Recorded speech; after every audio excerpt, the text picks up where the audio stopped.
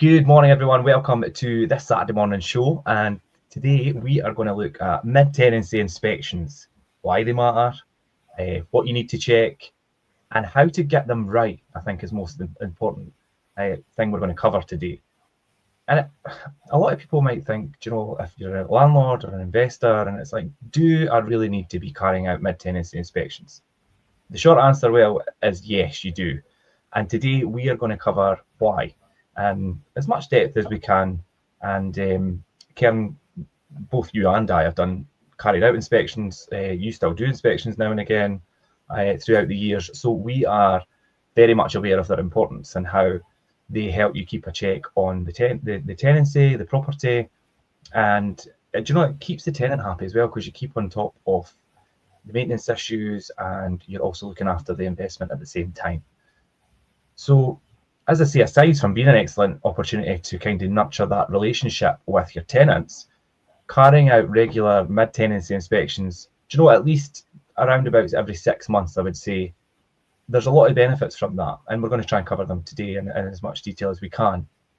Firstly, to check that the property isn't being misused or abused or illegally occupied, having unauthorised pets, nuisance with neighbours, or things that's maybe becoming a health hazard as well, drainage, sewage, and all these types of things can be picked up. Importantly, I think getting notice to your tenant early, and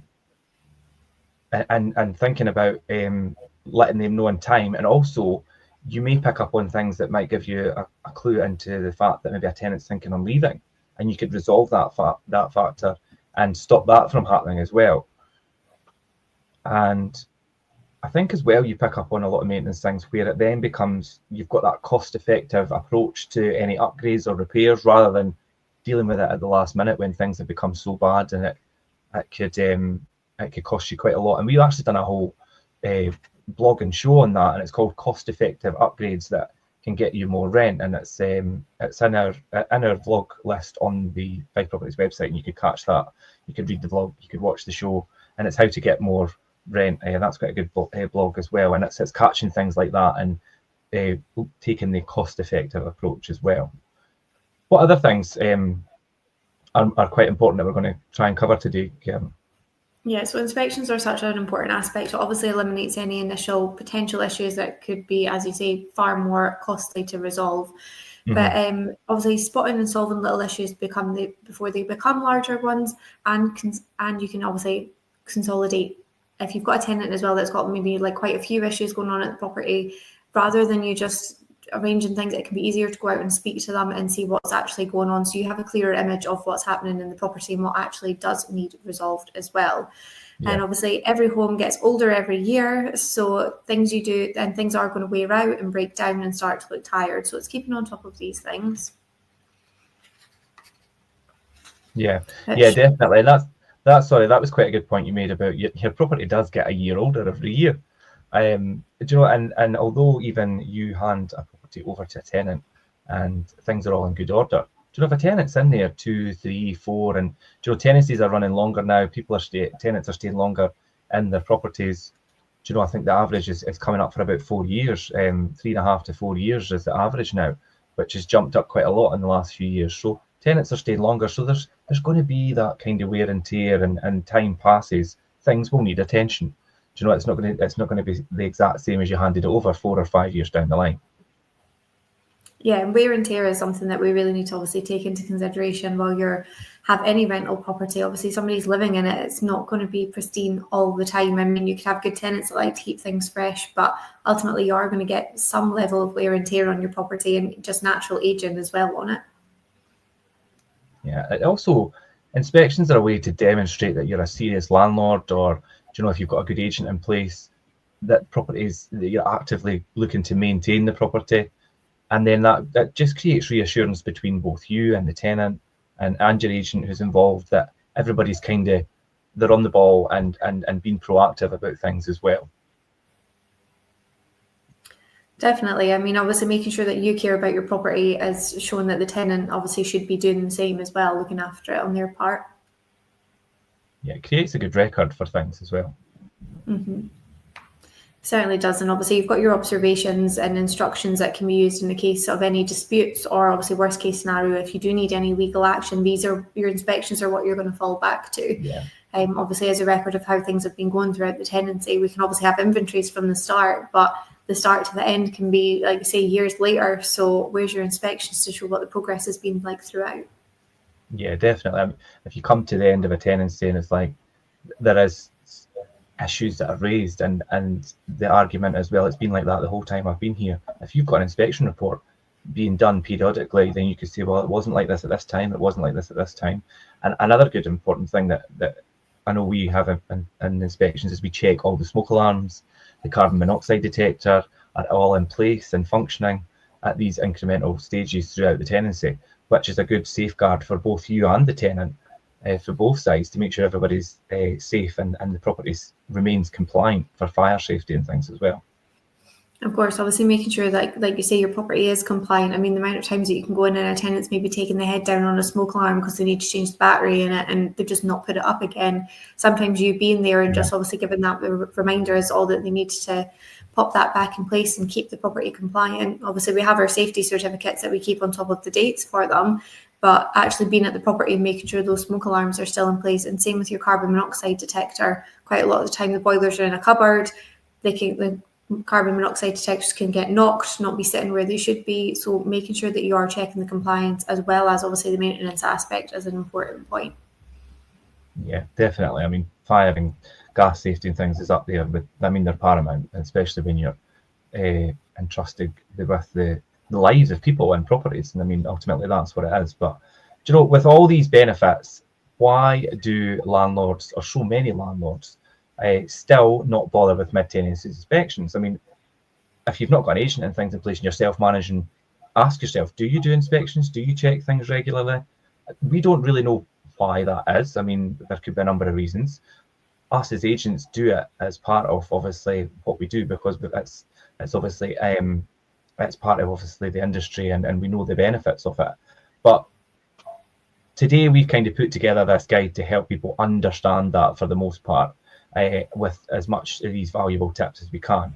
You know, we're going to talk about setting the stage for mid-tenancy inspections, arranging the appointment correctly, a mid-tenancy inspection, what the actual checklist looks like, preparing and actually sharing the report with the landlord and things as well, or even discussing it with your tenant, the repairs, the breaches, and then most importantly, the action points to be undertaken as well.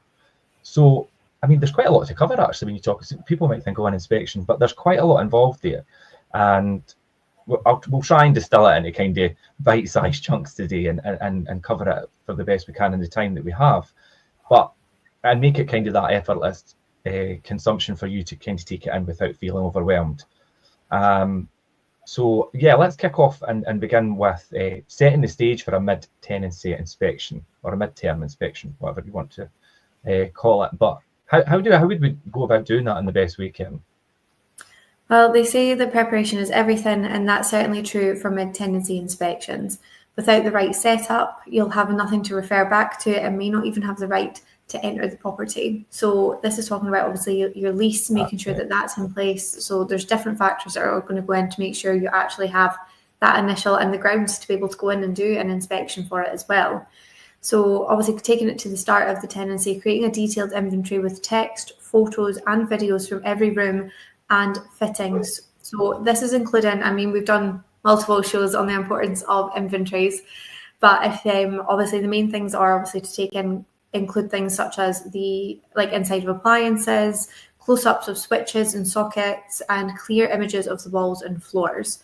So obviously this is what's going to be referred back to at the end of the tenancy, as well as you can use it for your mid-tenancy inspection. So making sure you have the right inventory done in the first place and as detailed as possible. And obviously your photos are going to go a long way with that as well, just making sure that there's no dispute there as to what it was like at the start of the tenancy.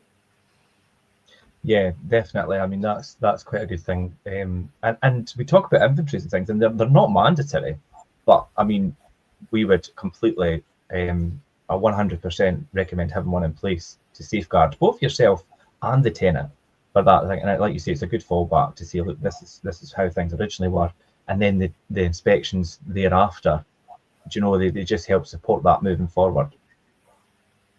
Yeah, and ultimately now, if you don't have an inventory, you effectively don't have a claim against the deposit because there's no evidence from the start of the tenancy. And although you can have these inspections, they're not going to go as far as an inventory would go. So there's a lot of obviously importance in doing both your inspections and your inventory there as well.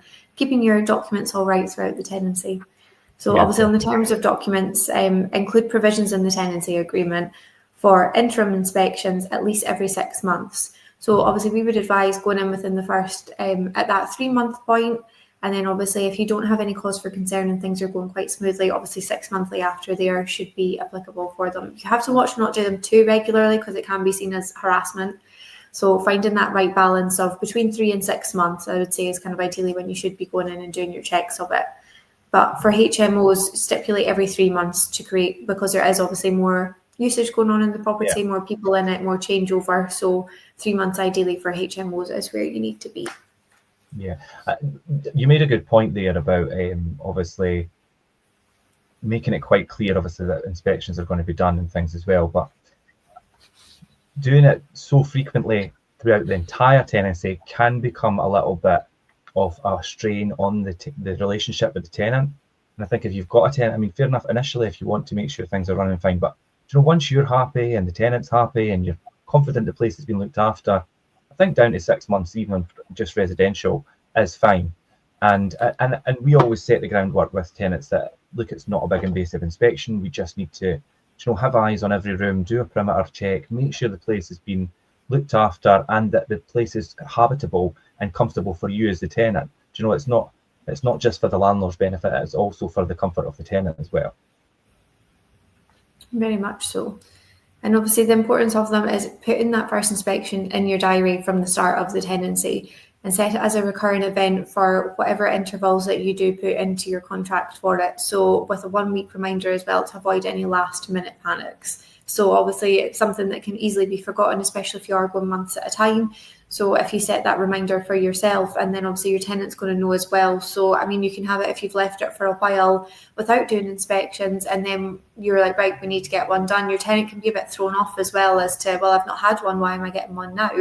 So at least if you are keeping up that regular occurrence with them, that's what they're expecting, and you're not going to cause as much friction if you do try and do it on less frequent intervals. Yeah, absolutely. Yeah, and that, like you say, it's going to be it creates a less of a fractious relationship. If you're trying to be too frequent and forceful and things, it's not going to set a good relationship standard. And if you're doing it right as well, it can build quite a good relationship with your tenants. I mean, I know when I was doing them quite regularly, you would be seeing the same people every few months. So it was, and it meant as well, if there was any issues, it was a lot smoother to get them resolved because you did have that good relationship with them. And as well, for like a landlord or an agent perspective as well, they're seeing you as an actual person and you're not just somebody down the phone that they're phoning up with their issues to if something's gone wrong. So it does build up for that better relationship as well if you are there frequently and doing your regular inspections of it. And especially if it's a property that's well looked after as well, it can just be a case of obviously going in, checking everything's okay, and just having a catch up with your tenant as well. With the tenant. Yeah, that's a good way to do that. Yeah, definitely. I mean, we've got a few like that is just, well, we've got quite a few, and it's just they're great. The tenants never really have issues. If there is something that comes up, they'll come to us. But when we go and do the inspection, it's like that nice catch up with them, as well as obviously ensuring that their property is still compliant and still looked after. So it just shows, obviously, if you do it regularly and have that good relationship, it's benefiting both you and the tenant as well. Yeah, definitely just reinforces that relationship standard. But if you do need any more tips with obviously the inventory, we do have our inventory essentials blog if you need to prepare a bulletproof inventory at the start of the tenancy. So if you would like information on that, it is there for you. Obviously, there's a lot that goes into an inventory. It can be easily a 50-page document. So if you're doing it right, you need to do it right, basically. So if you do need any more advice on that, our inventory essentials blog is there for you. Yeah, that's quite a good one, actually. I know I see you smiling when you talk about inventories. We have an independent inventory clerk who does them for us because they are so comprehensive and he's brilliant at it. But you've tried your hand at them in the past, Kerin, and they take up so time consuming. Yeah. Very important, but very they're worth their weight in gold. Definitely, because they are very important. So yeah, thanks for that. And that's really how to set that stage and get things set up properly for doing your inspections.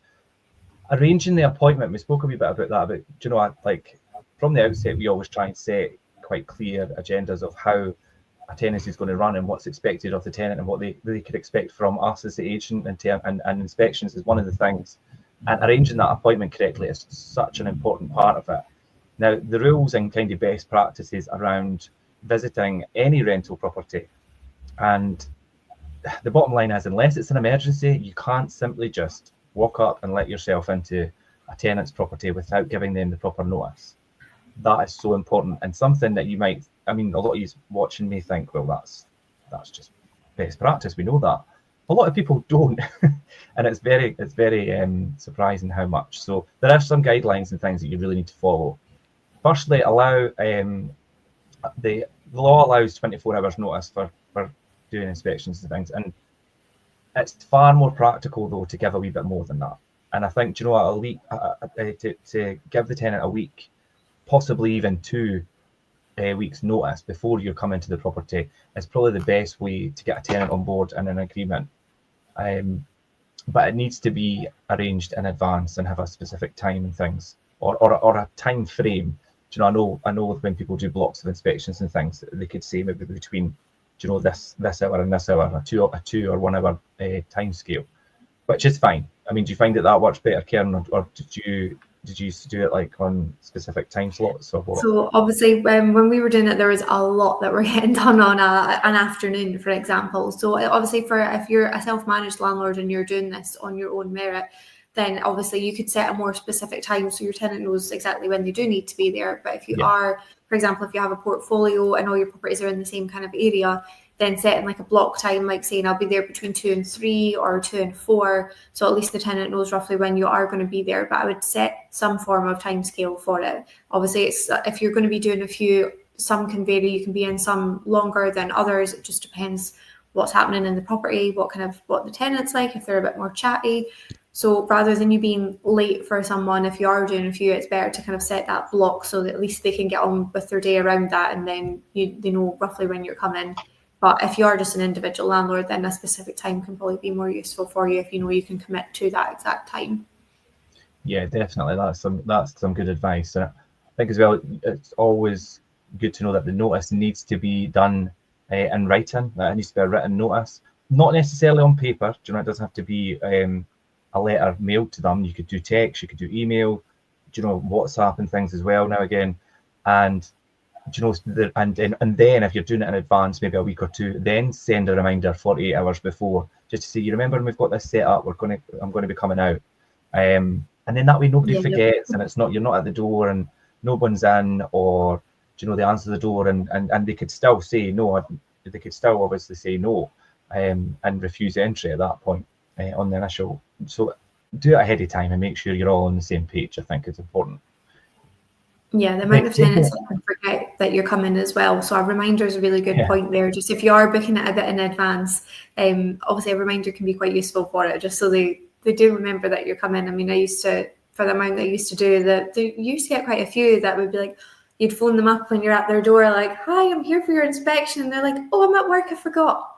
So these things happen. People have busy lives, they forget. So sending a wee reminder it can save a lot of your time if the tenant is actually in fact forgotten, or if they're not going to be there, things have changed. So it's a good wee point there. Yeah.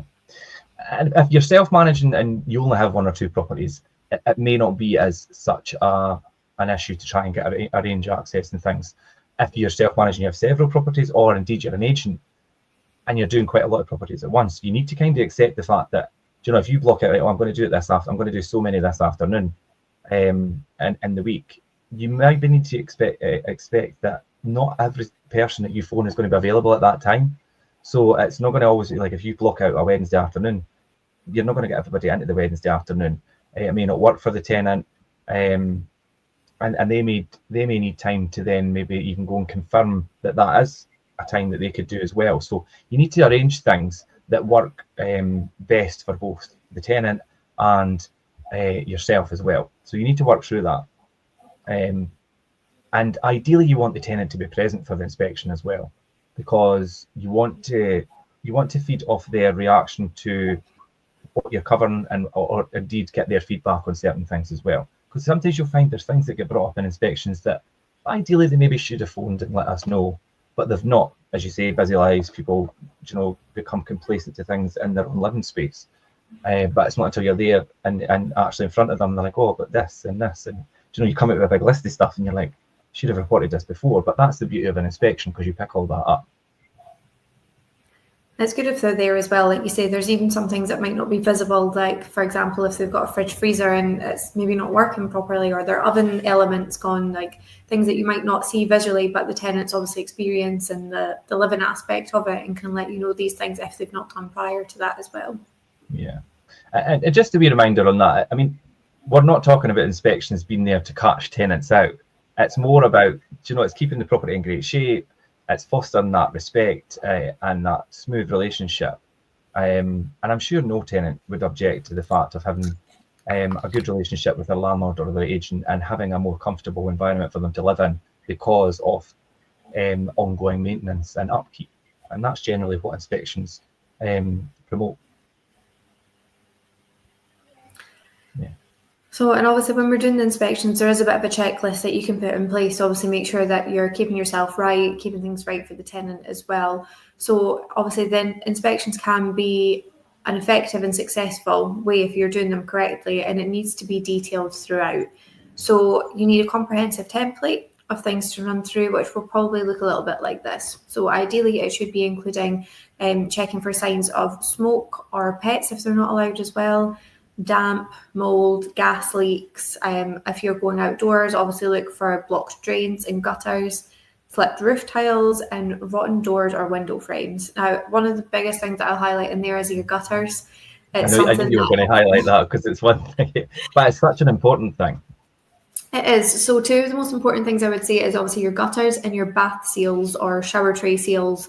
There are two things that are really easy to keep on top of, easily fixed, but if you don't address them, they will cause a lot of water damage to your property, whether that's water ingress from a blocked gutter, or obviously a leak coming down from a broken seal around the bath or the shower tray. So, and again, these are things that are really easy for people to become complacent about when they're living in the property. They might not notice things like this. So that's why it's good to do your regular inspections and make sure these things are being looked after.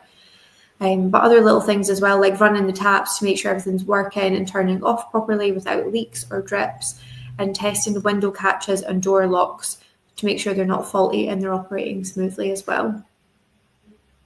Yeah, definitely. So, all these things to try and test while you're actually on site. Yeah, and again, it just minimises any potential issues. If that door is getting a bit sticky, you can get it readjusted then and there, rather than it being the tenants come home from work, it's in the evening and they can't get the door to lock or open because it's dropped that much over that period of time that it's now an actual issue, whereas it could have just been a nice easy thing to get fixed if it'd been caught in the first place. Yeah. What about, I know generally a lot of properties are unfurnished, but there is appliances and things included. And what about obviously checking that appliances are functioning properly and are maintained okay? Yeah, so checking your appliance care is up to date, checking things like the washing machine door and the seal and the drawer are all as they should be, not causing any leaks. If there's a freezer that needs defrosting or a greasy oven that's maybe needing a bit of a clean, and the levels of rinse, aid and salt in the dishwasher as well, if you do have a dishwasher in your property. So just making sure these appliances are being looked after as they should be. Everybody forgets about salt in the dishwasher, and dishwashers are a funny thing because they were always seen as a luxury, but as we, it's 2025 and dishwashers have gradually become an essential part of living, especially if you've got a family and things. Dishwashers, and if they're there in the property, then they need to be operating, correctly, and having salt and things in there as such an important part of it, and a lot of people just forget that they need it until it's too late. And washing machines as well, obviously if it's a washing machine that's supplied with the let, then obviously making sure that seal's not gone all mouldy or the drawer's not all choked up. So again, because it's things that will probably cause you issues at the end of the tenancy if they're not addressed in the first place. Yeah, these kind of things will cause it to not run as efficiently, and also have wear on things like the fan belt and things. And then when they go, it's a repair. And you tend to find with washing machines, once you've got one or two repairs, you'll find that you have to end up replacing it. Whereas good maintenance of it could avoid that and could increase the length of the lifespan of a client.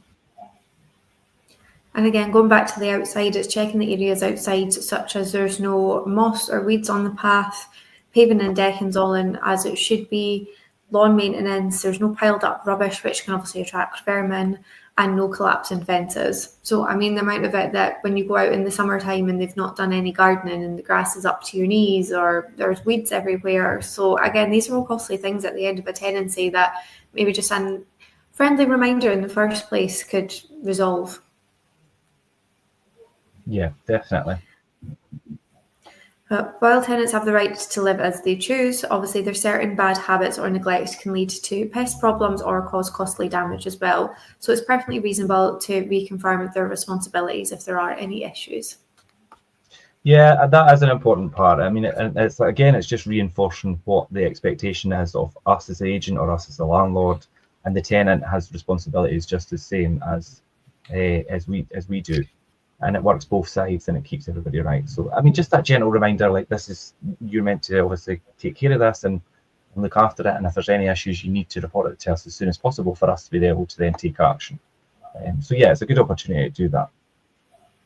These are all really good points about, setting up the appointment, actually carrying out the inspection and things as well. But a really important part, and as I say, we know as agents, because we go through all the properties, is actually preparing the report to actually share with the landlord so that the information is presented to them quite clearly.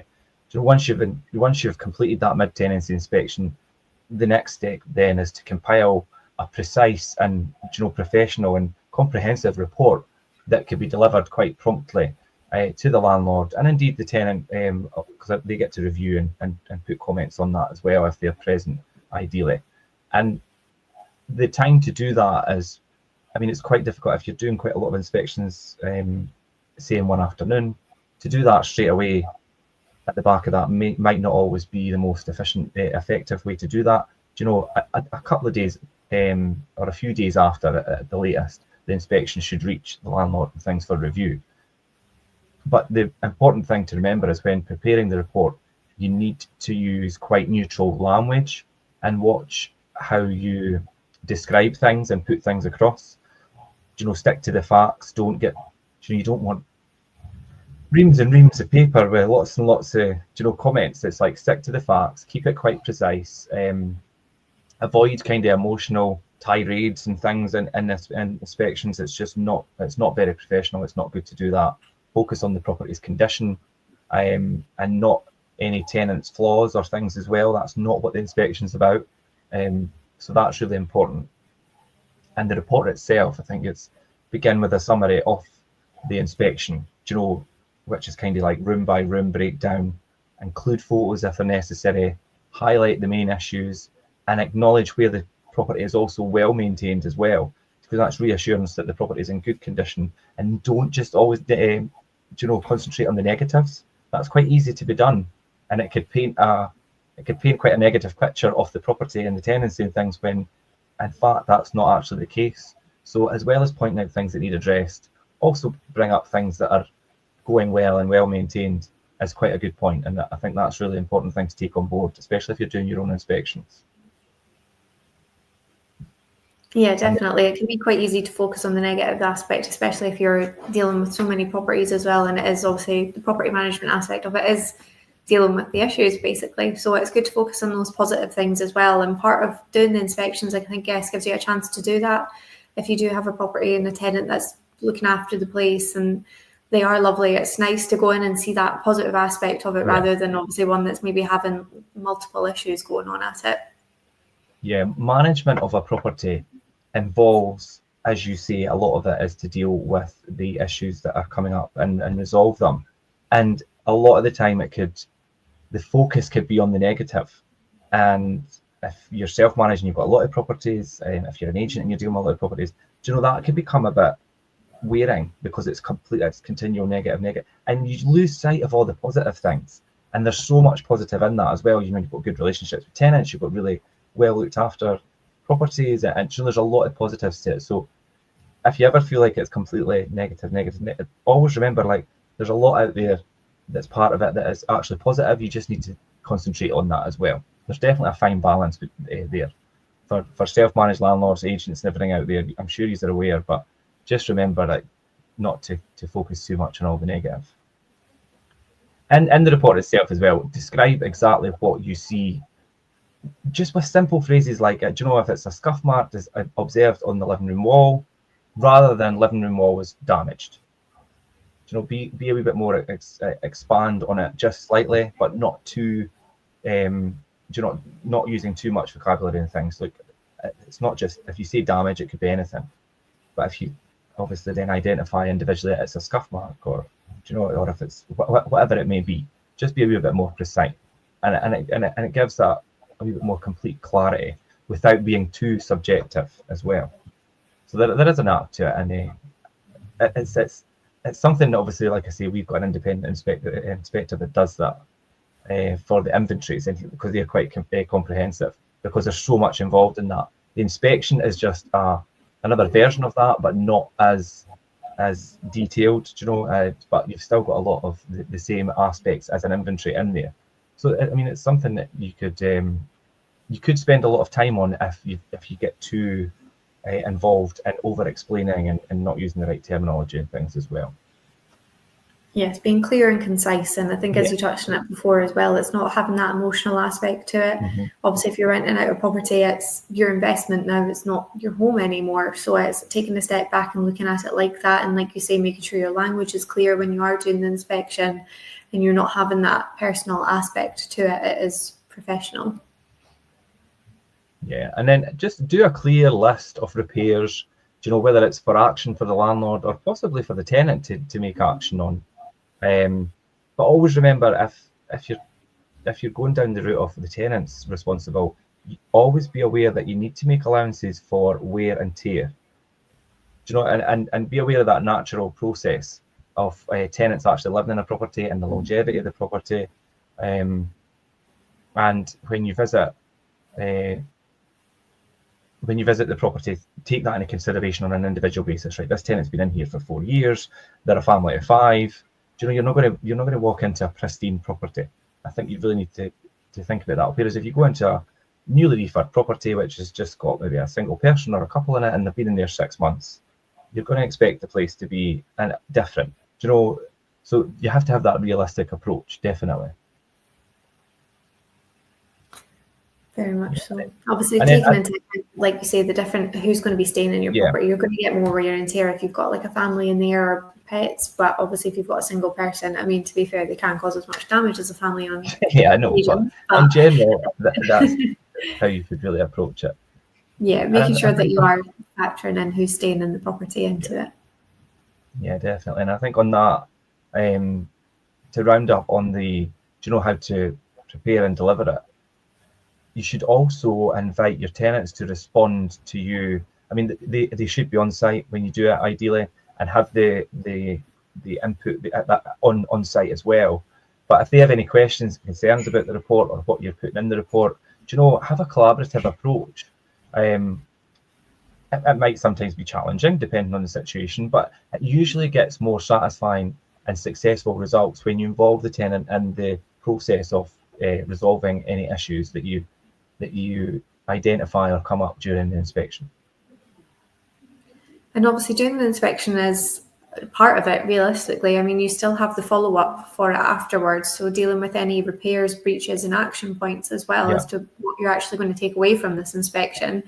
So when the inspection's done and the report's out, it's time to act. So for the best results, create a list of action points for both parties, outlining responsibilities, proposed timelines and specific deadlines. So whether that's for yourself and maintenance aspects or for the tenants if they've maybe not been doing their part in areas that they should be, this is your opportunity to obviously make sure there's a follow through on it as well.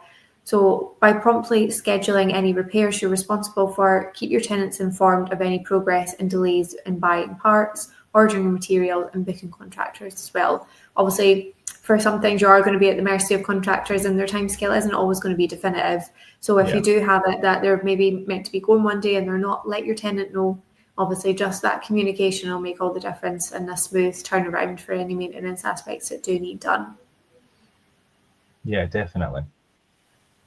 And staying in touch with your tenant about changes or repairs you've asked them to make, such as ventilating a bathroom while showering or not drying clothes on the radiator. I mean, obviously in Scotland, as soon as the weather changes and we're in that winter aspect, we do see a lot of mould issues. So making sure that your tenant's educated on how to deal with them and how to make sure the property is ventilated as well. I mean, it can be as simple as you go into a property, and I've had to say to tenants before, it is very stuffy in here, you need to be opening the windows, because you can just feel it as soon as you walk in, and it's just it's a horrible humid atmosphere. Air to circulate and proper ventilation. Yeah, exactly. So simple things as well, like opening the windows or making sure the bathrooms are ventilated properly as well when they're showering as well, can make all the difference. So if you do identify any breach of contract, such as excessive noise, lack of hygiene, or poor upkeep, be clear and stay calm. It's probably the hardest part for some people. But referring to the relevant contract clause and offer a fair timeline to put things right. So again, your regular inspections are going to be key for this, and obviously making sure the tenant knows that you will be back maybe a few months down the line to make sure these things have been resolved and then they've not escalated by then as well. Yeah, that's a really important thing. I think you say about allowing time scale and being calm and having those conversations, and it will get things done a lot more efficiently and a lot less like stress and hassle free if you approach it in that way.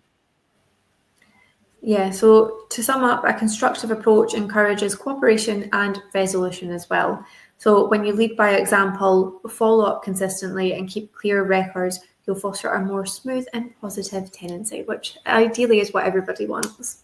Yeah, you're absolutely right. I think, conducting in that manner and having that approach to the tenant does put you in a good standpoint you kind of set that precedence, and this is how, and everybody knows what to expect, and everybody knows what they should be doing, whether you're the tenant, landlord, agent, everybody knows their place and what they need to be done, what needs to be done.